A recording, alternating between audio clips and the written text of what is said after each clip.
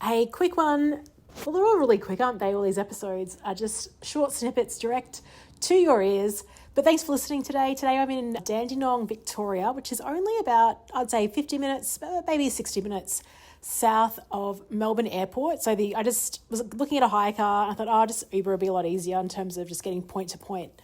Anyway, arrived, just checked out town. I've got a bit of work to do in terms of finalising my preparation, more about just getting the gear and just getting my head around a few concepts that I haven't, I've talked about in the past, but I just need to bring it back top of mind. Stuff relating to bias and maybe some anecdotes I've got to share on that, which I might even bring on this podcast actually in future. You know what I should have done? I really should have used this podcast as a tool for me to remember some of these things that I learned in the past and actually just share it with you on the show. That would have been a smart move. Anyway, speaking of Ubers, on the Uber actually in Brisbane to the airport early this morning, I had an Uber driver called Logan, and I was thinking of actually just getting out my laptop in the Uber and just smashing out some things beforehand.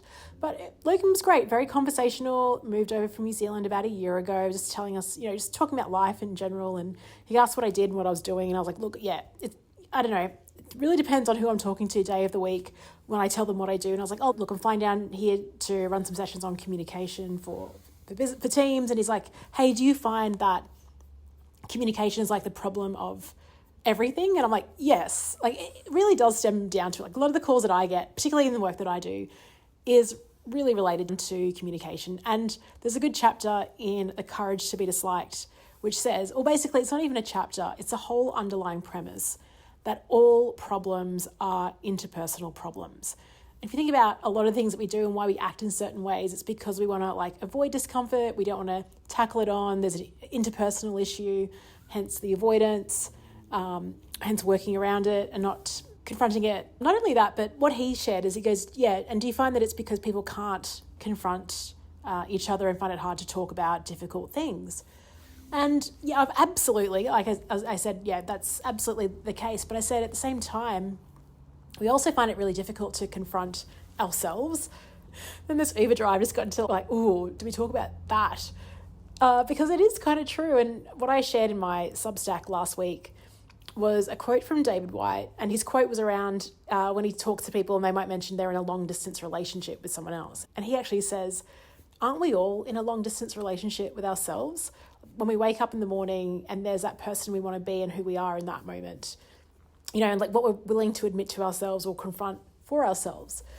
So that was just the point. I mean, there's nothing really, we kept talking about that and how avoidant we can be and how sometimes it takes a wake up call or something in life to jolt you back into thinking about what that is.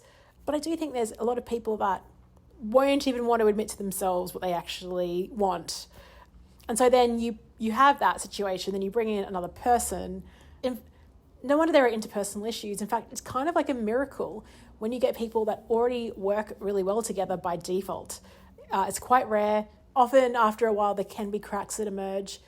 So I just wanted to share that quick conversation I had with the Uber driver this morning. Signing off from Dandenong, Victoria, and I'll speak to you tomorrow.